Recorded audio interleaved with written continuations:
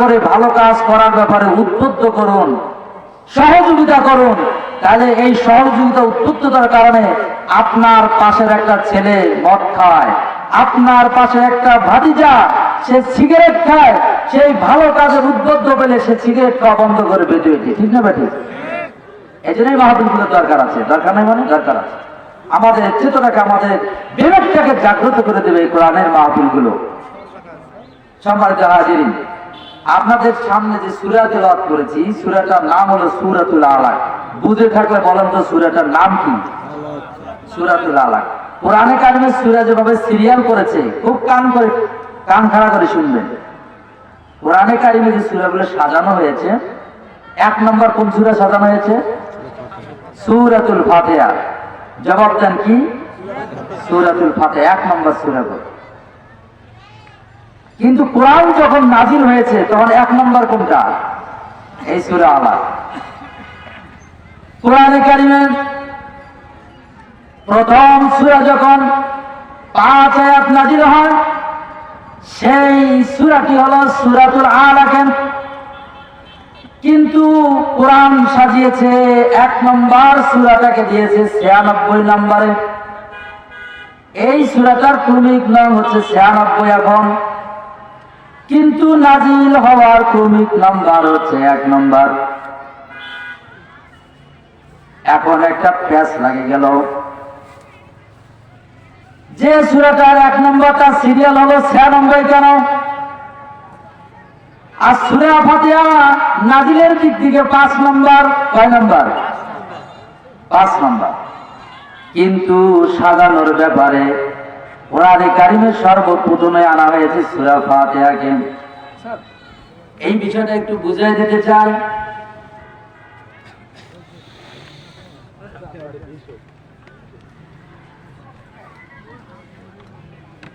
তাহলে এই কোরআনের সাজালোকে নাজিল হওয়ার নাম্বার একরকম হুজুর বললেন, আবার সাজাইলো এটার নাম্বার আর একরকম।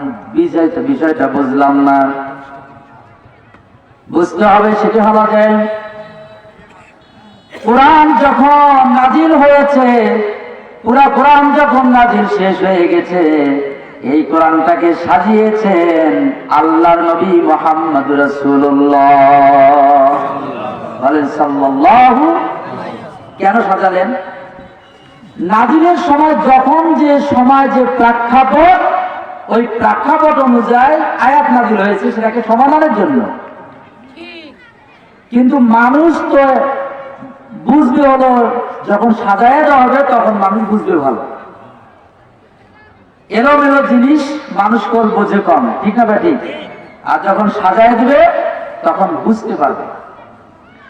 এই কোরআন সাজালেন কে? মুহাম্মদুর রাসূলুল্লাহ সাল্লাল্লাহু আলাইহি সাল্লাম সাজালেন। কেমনে সাজালেন? হাদিসের মধ্যে আছে, সাহাবায়ে কেরাম যখন সূরাগুলো সাজাইতেছিলেন, নবীকে জিজ্ঞাসা করেন, ইয়া রাসূলুল্লাহ, এই সূরাটা আগে দেব না পরে দেব? এই আয়াতের আগে দেব না পরে দেব? আল্লাহর নবী বললেন, এই সূরার আগে এই সূরা দিয়ে দাও, এই আয়াতের আগে আয়াত বসাও।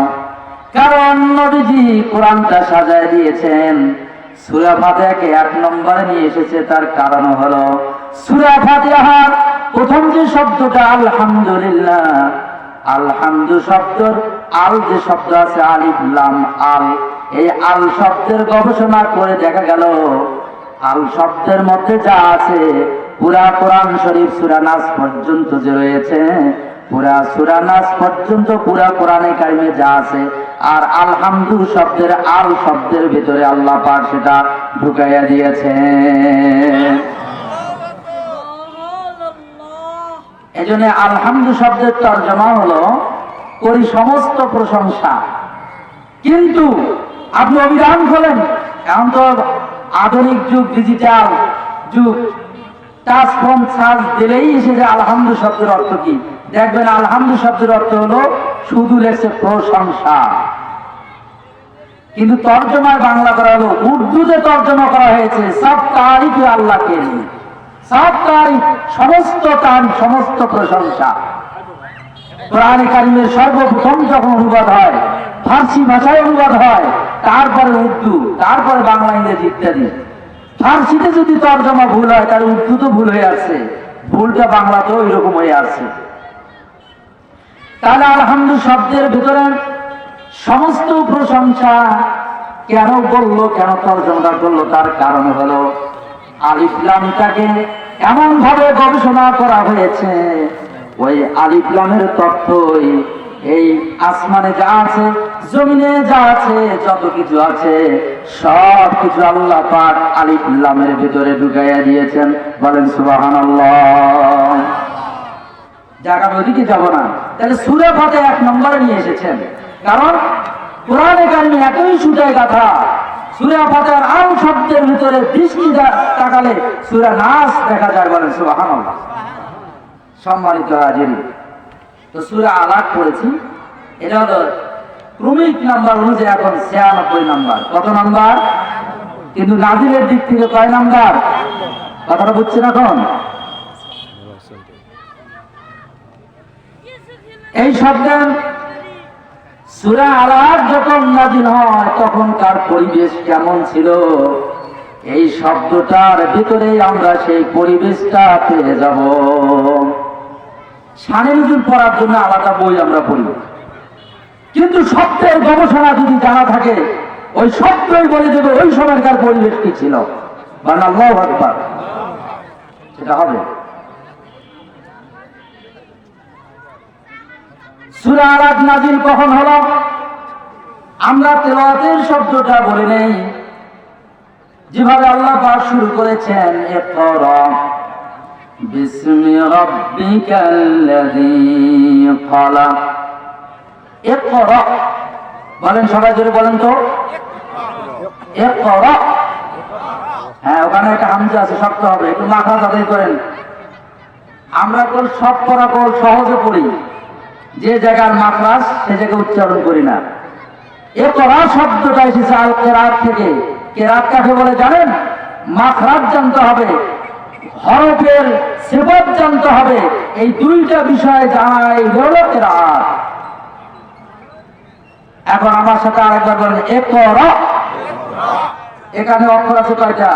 আলিফ, কফ, র, হামজা, 4টা অক্ষর। আল্লাহর নবী বলেন, খুলুসিয়াতের সাথে, ইখলাসের সাথে, মনোযোগের সাথে কোরআনে কারিমের যে শব্দগুলো পড়বে এর একটা করে অক্ষরের জন্য পড়ার কারণে আল্লাহ রাব্বুল আলামিন 10টা করে নেকি আমলনামায় লিখে দিবেন।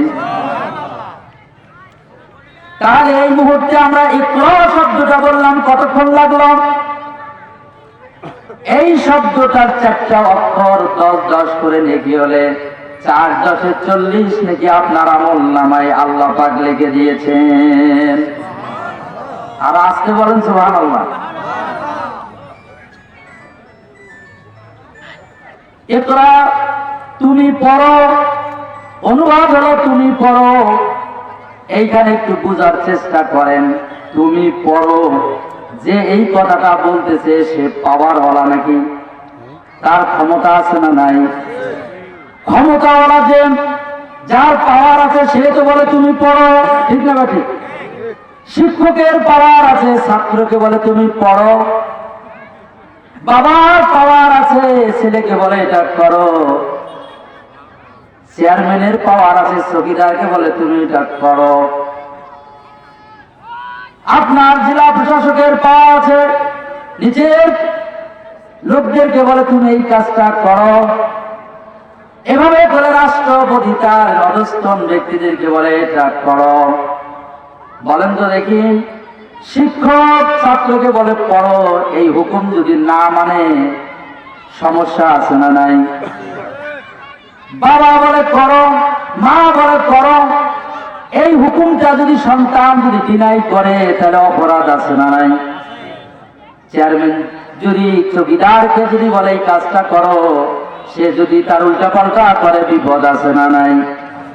এভাবে করে রাষ্ট্রপতি যদি হুকুম যাদের অধস্তনদেরকে তারা যদি না মানে তাহলে বিপদ আছে না নাই?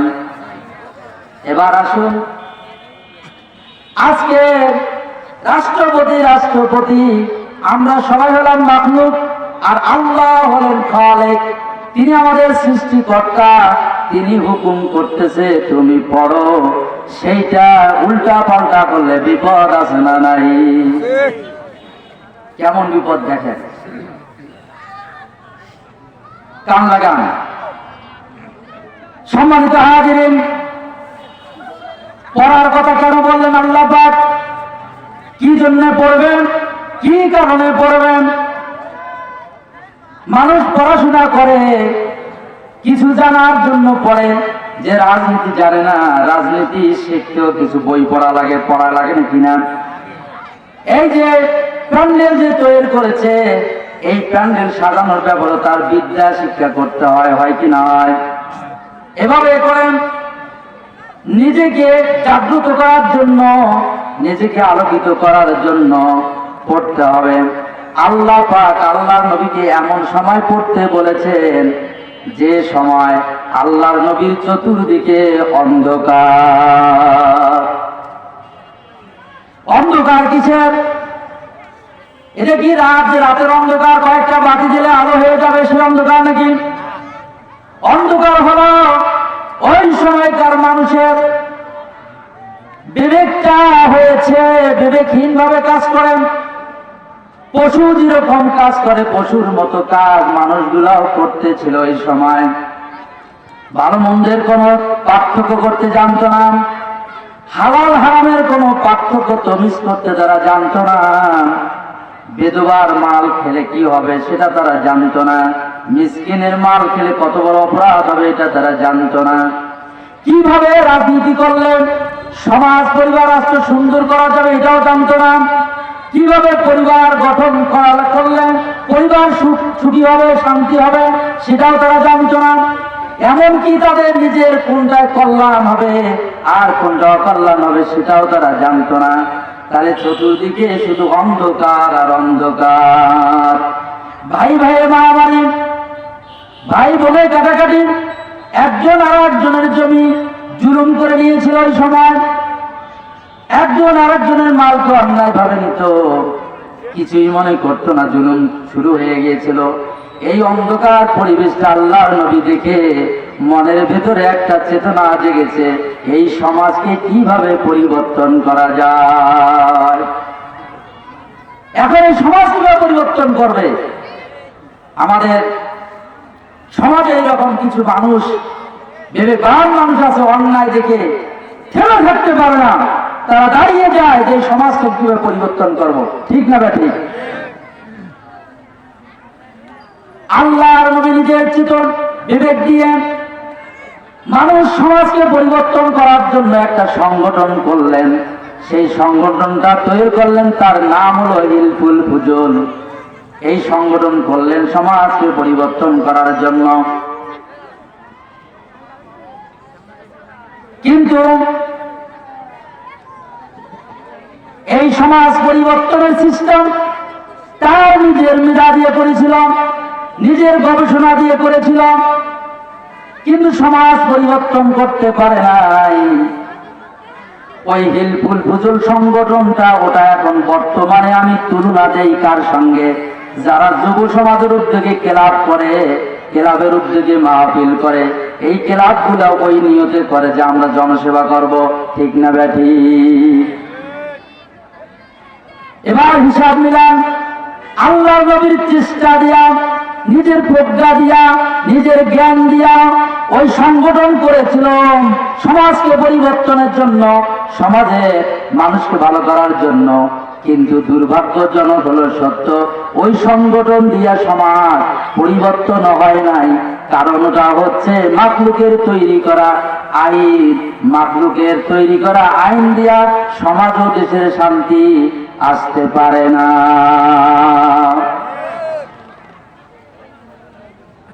আল্লাহর নবী গাড়ে হেরাই গেলেন। ধ্যান মগ্ন হলে এটা তো আমরা জানি। সেই জায়গায় আল্লাহর নবী কাছে ওহী আসলো এটা যে ইকরা, তুমি পড়ো।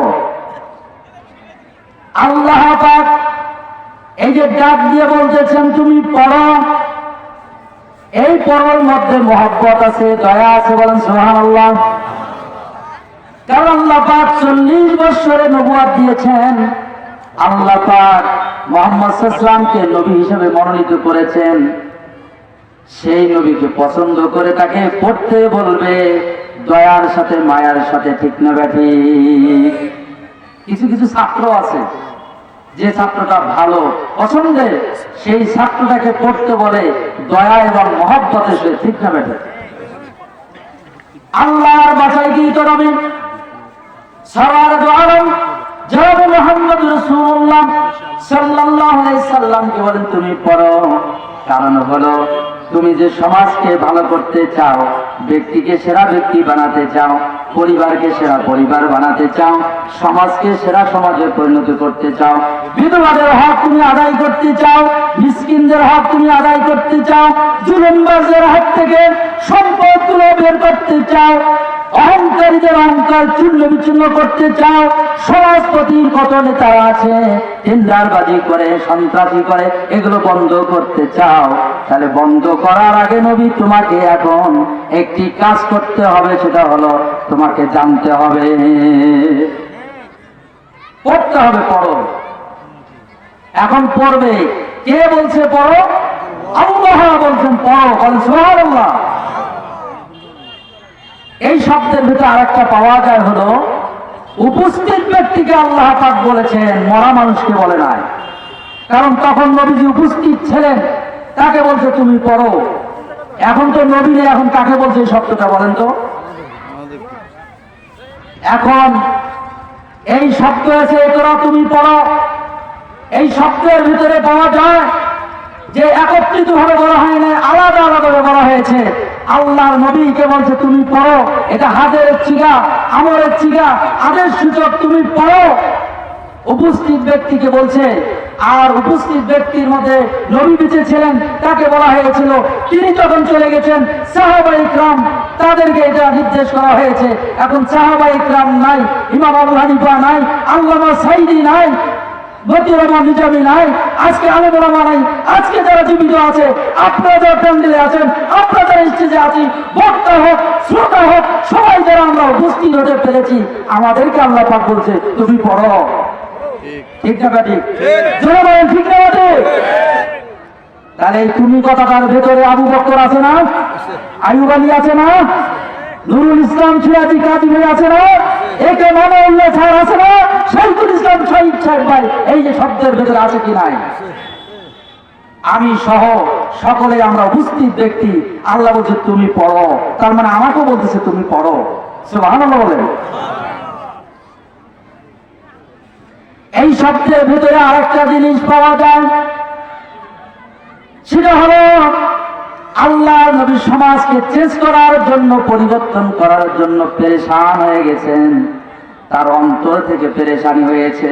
আল্লাহ পাক বলেন নবী তুমি পড়ো, তোমার অন্তরের কাজটার সাথে তুমি মিলাইয়া পড়ো, তাহলে তুমি যে জন্য মানুষের সেবার জন্য যে চেষ্টাটা করেছো, সেই চেষ্টার জন্য তুমি পড়ো, তাহলে তুমি এই মানুষগুলোর, এই জাতিটা কল্যাণকামী কাজ করতে পারবে। বলেন সুবহানাল্লাহ।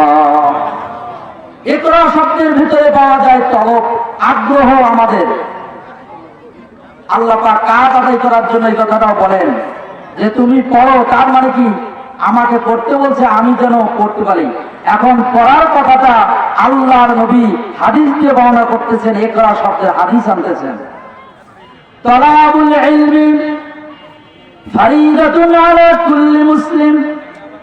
তলাব শব্দ তলব বলা হয় তালাশ করা, অন্বেষণ করা, তালাশ করা, অন্বেষণ করা।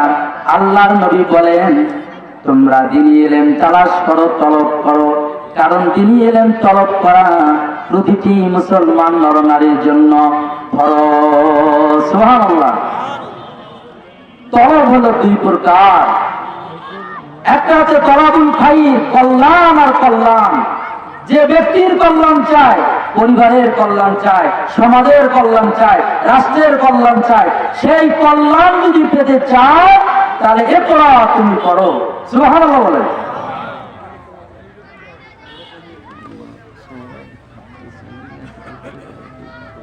তাহলে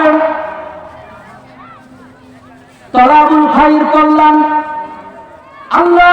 বইকে যখন পড়তে বলেছেন, এখন পড়বে কি বই পড়বে, কার নামে পড়বে, কার জন্য পড়বে, কি জন্য পড়বে, প্রশ্ন আছে না নাই? কার নামে পড়বেন? এখন তো অনেক বই বের হয়েছে, অনেক কিছুই বের হয়েছে। এই যে জানুয়ারি মাস চলতেছে, বই বিতরণ হয়েছে, ঠিক না ব্যাঠিক? সমস্ত গার্জিয়ান যারা আছেন ছাত্রদেরকে, বাচ্চাদেরকে বলেন যে বাবা পড়ো, কিন্তু বই পড়তেছেন বিগত বছরে 15 বছরে বই পড়েছে। আপনারা গার্জিয়ান যারা আছেন বলেন তো দেখি, আপনার বাচ্চা যে বইটা পড়ে, বইয়ের পড়া কতটুকু ঠিক আছে বেঠিক আছে, কেউ কোনোদিন যাচাই করেছিলেন কিনা? করেছিলেন? আপনার ছেলে আড্ডুম বাগডুম পড়ে, না ঘোড়া ডুম পড়ে, না হাট্টিবা টিম পড়ে, কি পড়ে খোঁজ নিলেন না? তাহলে অভিভাবক হিসাবে আপনি ব্যর্থ। ব্যর্থ কিনা? ব্যর্থ আপনি। আপনার ছেলের পিছনে, আপনার মেয়ের পিছনে হাজার হাজার টাকা খরচ করতেছেন। অনেক ভাই, অনেক চাচা আছে, অনেক আমার পিতৃতুল্য লোক আছে এখানে, তারা মাটি কাটার কাজ করেছে, হাড় ভাঙা পরিশ্রম করেছে, ভ্যান চালক, অটো চালক কত কষ্ট করে টাকা উপার্জন করে ছেলের লেখাপড়ার খরচ দিয়েছে। কিন্তু সেই ছেলেটা নৈতিকতা শিখলো না, কোরআন শিখলো না, হাদিস শিখলো না, নবীকে জানলো না, ইসলাম জানলো না, নামে শুধু মুসলমান। এই খোঁজ খবর না নেওয়ার কারণে আপনার যত উপার্জন টাকা ঢালছেন, এটা ব্যর্থ হয়েছে কিনা? ঢাকার এক ভদ্রলোক আমাকে বলছে, হুজুর আমি অশান্তিতে আছি। কি অশান্তি? যে আমার 2টা ছেলেকে ব্যারিস্টার বানাইছি। ব্যারিস্টার বানায় কোনো লাভ হয়নি, আমাকে আজকে তারা দামে দেয় না। আমি নিয়ত করছি এবার আমার নাতিরে মাদ্রাসা পড়াবো। আমি এই ভদ্রলোকটাকে বললাম যে আমার দেশে একটা কথা আছে, সেটা হলো কি, শিক্ষাই জাতির মেরুদণ্ড। বলে কিনা? জোরে বলেন, বলে কিনা? শিক্ষায় জাতির মেরুদণ্ড কথাটা বলে। এখানে প্রশ্ন করি ওই ভদ্রলোককে বললাম, উনি পরিচয় দিয়েছে যে শেখ মুজিবুর রহমান যখন এই আশুলিয়া নামে, আমি তখন ছিলাম, তখন আমি চেয়ারম্যানে দাঁড়িয়েছিলাম, আমি সেই লোক। তাহলে এমন লোকের সাথে আমার সাক্ষাৎ হয়েছে। বললাম যে শিক্ষাই জাতির মেরুদণ্ড, এই কথাটা কতটা ক্ষতি করেছে মুসলমানদেরকে, একটু কি বিবেক দিয়ে কি গবেষণা করেছেন? সেটি হলো যে কোন শিক্ষা জাতির মেরুদণ্ড, এটা তো সেটা বলা নাই। আরবি গ্রামার ধরা পড়ে এই কথাটা, বাক্যটা। শিক্ষাই জাতির মেরুদণ্ড, কোন শিক্ষা? প্রশ্ন আছে না ভাই? প্রশ্ন আছে কিনা? আসে। কোন শিক্ষা? হিন্দুবাদী শিক্ষা, খ্রিস্টানের শিক্ষা, না কোন শিক্ষা? আমি যখন তাকে কথাটা বললাম, তখন বলছে হুজুর কথা তো ঠিক, কোন শিক্ষা? এখন উনি একটু বানায় বলেন যে সুশিক্ষা। কি বলছে? একটু বানায় দিল উনি যে সুশিক্ষা। আমি প্রশ্ন করলাম, সুশিক্ষা আবার কোথা থেকে আসলো? কোন বই থেকে আসলো? কোন গ্রন্থ থেকে আসলো? কে দিল সুশিক্ষাটা? তার পরিচয় কি বলেন? থেমে গেল। আমি বললাম, আঙ্কেল কোন শিক্ষাটাই জাতির মেরুদণ্ড? আমি বলতে চাই, বড় গলায় বলতে চাই, সেটি হলো যে আমি একটা উদাহরণ দিলাম ডক্টর জাকির নায়েকের। সে তো বিভিন্ন গ্রন্থ পড়াশোনা করে হিন্দু পণ্ডিতদের, খ্রিস্টান পণ্ডিতের সাথে সে বাস করেছে, বিতর্ক করেছে, ইসলামটাকে সবার উপরে তিনি প্রমাণ করতে পেরেছে ইসলাম সঠিক, ঠিক না ব্যাঠিক? এই উদাহরণ দেওয়ার পর আমি বললাম, পৃথিবীতে যত গ্রন্থ আছে সব গ্রন্থের মধ্যে বিশুদ্ধ একখানা গ্রন্থ আছে, কিতাব আছে, চিল্লায়া বলেন মুসলমানরা, সেই কিতাবের নাম কি? আমি বলি কোরআন সুন্নাহর শিক্ষাই হলো জাতির মেরুদণ্ড। বলেন আল্লাহু আকবার। কি বলতে হবে? কোরআন সুন্নাহর শিক্ষা জাতির মেরুদণ্ড। আমি এই বাক্যটা আমার মাদ্রাসার এর মধ্যে লিখে দিয়েছি যে কোরআন সুন্নাহর শিক্ষায় জাতির মেরুদণ্ড। এক লোক আমাকে প্রশ্ন করছে, সবাই কয় শিক্ষায় জাতির মেরুদণ্ড, আপনি কেন আলাদা কেন আর এক বক্তব্য দিচ্ছেন, ব্যাপারটা কি? আমি কই, আমি এই কথাটার জন্য আমাকে যদি ফাঁসি দেওয়া হয়, এই কথাটার জন্য আমাকে যদি মেরে ফেলা হয়, তো আমার আকিদা এটাই থাকবে, ঠিক না বেঠিক? কোরআন সুন্নাহ শিক্ষাই জাতির মেরুদণ্ড। যাতে যত শিক্ষা স্বাধীনতার পর থেকে আমাদের দেশে শুরু হয়েছে, এই শিক্ষা দিয়ে জাতির মেরুদণ্ড ঠিক হয় নাই, জাতির মেরুদণ্ড ভেঙে দেওয়া হয়েছে। ঠিক না বেঠিক? চিল্লায় বলে মুসলমান, ঠিক না বেঠিক?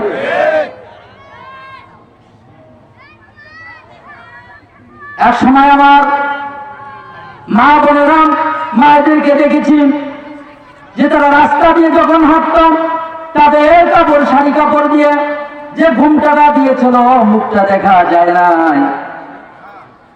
আর এই সেই ঘুমটাটা নিচে নামতে নামতে বর্তমান মা বোনের এমন অবস্থা হয়েছে, দেখতে দেখা যায় কাপড় পরা স্বাভাবিক, আসলে ইসলামের দৃষ্টিতে সে হলো ন্যাংটা। ঠিক না বেঠি? এই যে শিক্ষা জাতির মেরুদণ্ড, কেমন মেরুদণ্ড দেখছেন? আমাদের নৈতিকতা, ভালোবাসা, মহব্বত, পিতার প্রতি শ্রদ্ধা, মাতার প্রতি শ্রদ্ধা, বড় ভাইয়ের প্রতি শ্রদ্ধা, এই শ্রদ্ধাগুলো সব উঠে গেছে। উঠে যায় কি নাই? গিয়েছে কিনা?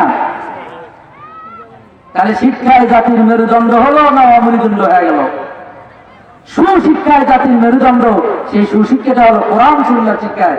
একটু আমি বলবো যে কোন শিক্ষায় জাতির মেরুদণ্ড, আপনারা বলবেন কোরআন সুন্নাহ শিক্ষায় জাতির মেরুদণ্ড। বলবেন একটু জোরে, প্রিপারেশন নেন। কোন শিক্ষায় জাতির মেরুদণ্ড? আওয়াজ হলো না, পেছনের বাইরে বলেন। শত্রুতে আছে নাকি আমার সাথে আপনাদের? কোন শিক্ষায় জাতির মেরুদণ্ড? একটু ভাসছে, আরো একটু জোর হবে। কোন শিক্ষায় জাতির মেরুদণ্ড? কোরআন সুন্নাহর শিক্ষায় জাতির মেরুদণ্ড। আলহামদুলিল্লাহ, সব পৃথিবীর সব ধর্মের ভিতরে, সব ধর্মের বইয়ের ভিতরে বৈষম্য পাওয়া যায়, কিন্তু কোরআনে কারিমের মধ্যে কোনো বৈষম্য পাওয়া যায় না। ঠিক না ঠিক বলেন? তাই কোরআনে কারিমে বৈষম্য পাওয়া যায় না, তাই বৈষম্য বিরোধী আন্দোলনের ছাত্ররা ভালো কাজ করেছে, তাদের সাথে একত্রতা ঘোষণা করে বাংলাদেশে সমস্ত বৈষম্য দূর করা হবে ইনশাআল্লাহ। ঠিক না বেঠিক? এই বৈষম্য চলছে ভাই ভাই, এই বৈষম্য চলছে ভাই বোনের ভিতরে, এই বৈষম্য চলছে পরিবারের ভিতরে, সমাজের ভিতরে, রাষ্ট্রের ভিতরে বৈষম্য চলছে। এই বৈষম্য দূর করার জন্য একমাত্র কুরআনুল কারীম ছাড়া এই বৈষম্য দূর করা সম্ভব হতে পারে না। তাই বৈষম্য বিরোধী আন্দোলন যে ছেলেটা শহীদ হয়েছে, সে নিশ্চয় কি শহীদ হয়েছে কিনা বলেন তো?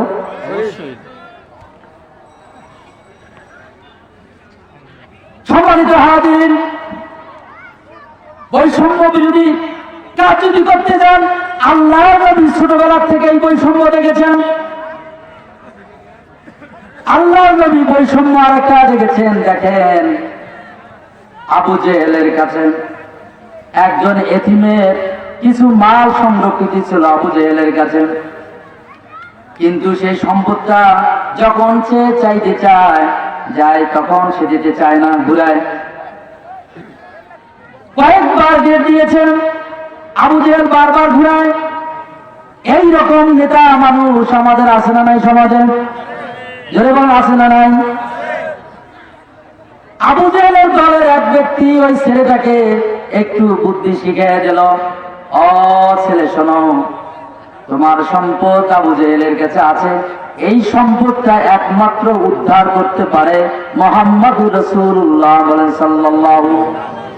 আবু জেহেলের দলের লোক বলেন, মুহাম্মদ পারবে এই কাজটা, তুমি যাও তার কাছে, সে আদায় করে দিবে তোমার সম্পদ। কিন্তু তাদের কথা হলো আবু জেহেলের সাথে মুহাম্মদ সাল্লাল্লাহু আলাইহি ওয়াসাল্লামের সম্পর্কটা কেমন? দাও কুরাল। ঠিক না বেঠিক? লাগাই দিয়েছে কি, তোমার সম্পদ ওই মুহাম্মদ তুলে দিবে, যাও। কি আগুন লাগাই দিল কিনা?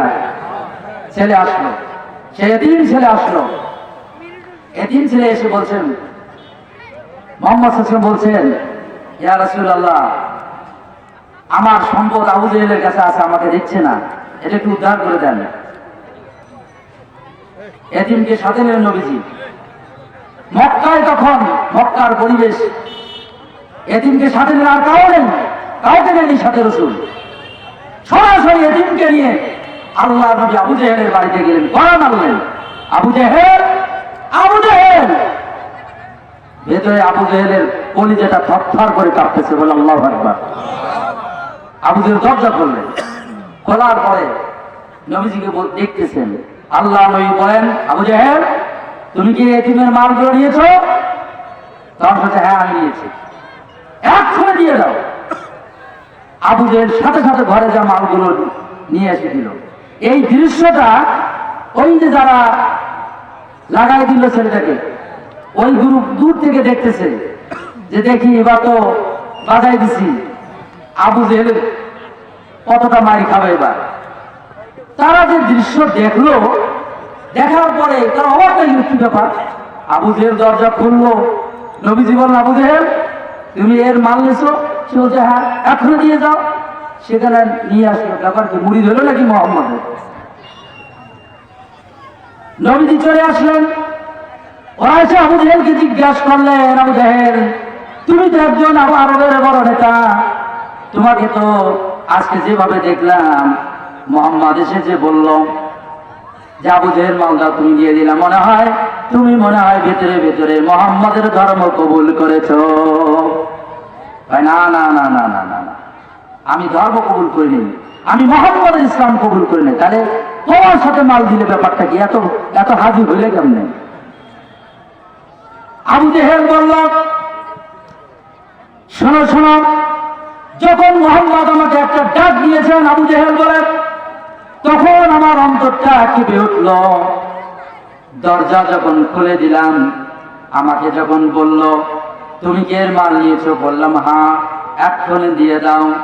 আমি নিয়ে আসলাম, কারণ হলো আমার বান্ধবীজির মাঝখানে এমন একটা প্রাণী হা করে আছে, দাঁতগুলো এত বড় লম্বা লম্বা দাঁত, মনে হয় আমি যদি বলছি দেব না, তাহলে আমাকে সাথে সাথে আমাকে গ্রাস করে ফেলে। বলেন আল্লাহু আকবার।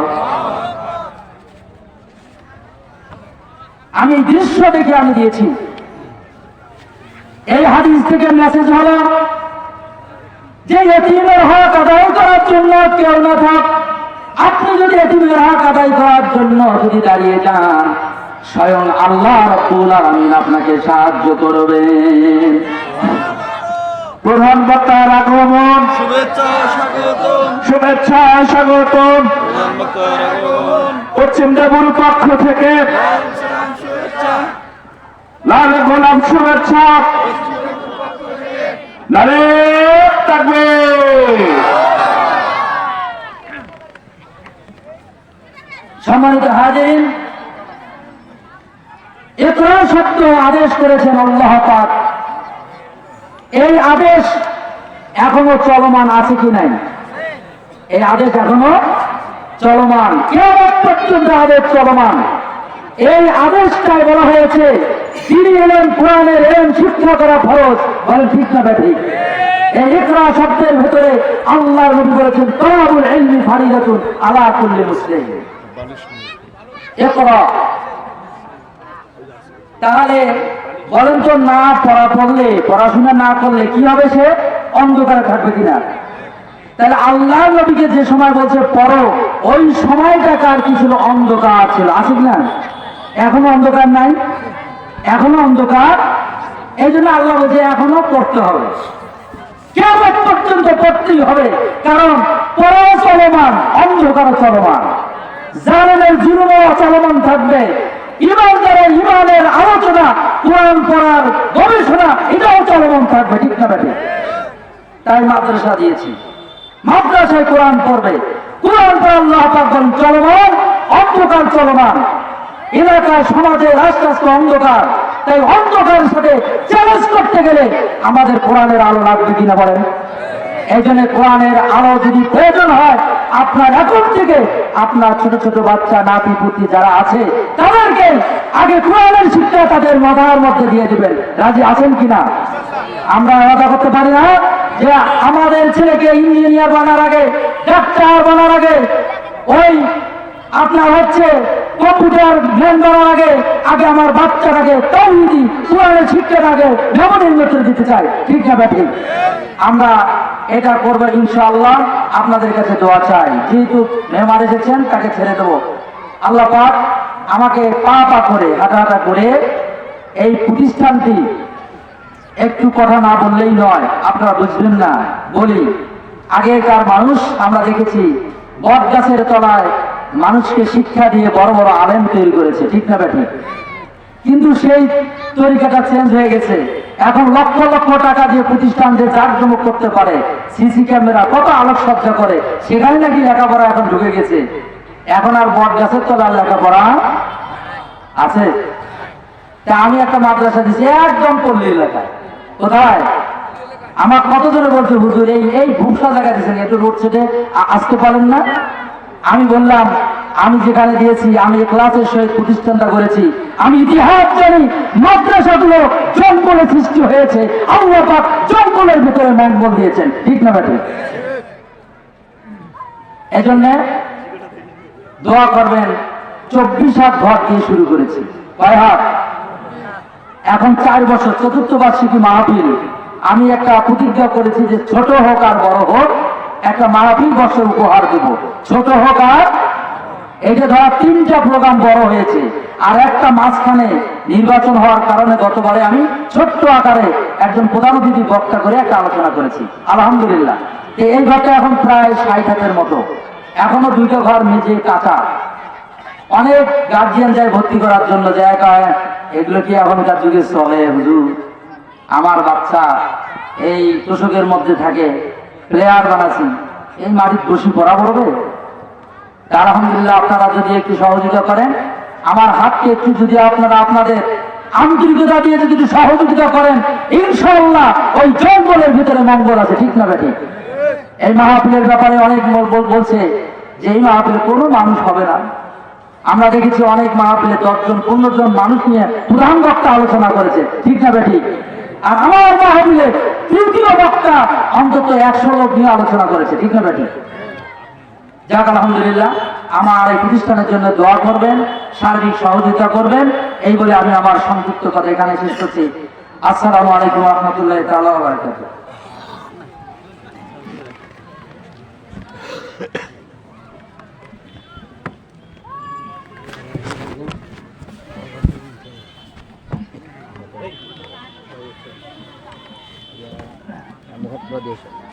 আলহামদুলিল্লাহ, সম্মানিত তাওহীদি মুসলিম জনতা, ইতিমধ্যে আমাদের মাঝে এসে উপস্থিত রয়েছেন আজকের মাহফিলের মধ্যমণি, আমাদের একান্ত প্রিয় ইসলামিক ব্যক্তিত্ব, বিশিষ্ট মুহাদ্দিস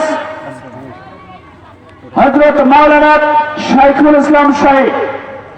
কিছুক্ষণের মধ্যে উনি ওনার মূল্যবান আলোচনা রাখবেন। সম্মানিত তাওহীদি মুসলিম জনতা, এখনো যারা আপনারা এদিক সেদিক ঘোরাফেরা করছেন, আপনাদেরকে বিনীতভাবে অনুরোধ করছি, আপনারা ময়দানের মাঝে এসে বসে নিজ নিজ আসন গ্রহণ করুন। সম্মানিত তাওহীদি মুসলিম জনতা, আজকে আমাদের মাঝে এসে উপস্থিত রয়েছেন আজকের তাফসীরুল কোরআন মাহফিলের সম্মানিত সভাপতি, এক সময়ের আয়োজন সৃষ্টিকারী ইসলামিক স্কলার, আমাদের একান্ত পরিচিত মুখ, বিশিষ্ট শিক্ষাবিদ জনাব AKM আনারুল্লাহ সাহেব। সম্মানিত সভাপতি মহোদয়কে আমি সংক্ষেপে কিছু দিক নির্দেশনামূলক কথা রাখার জন্য বিনীত অনুরোধ জানাচ্ছি।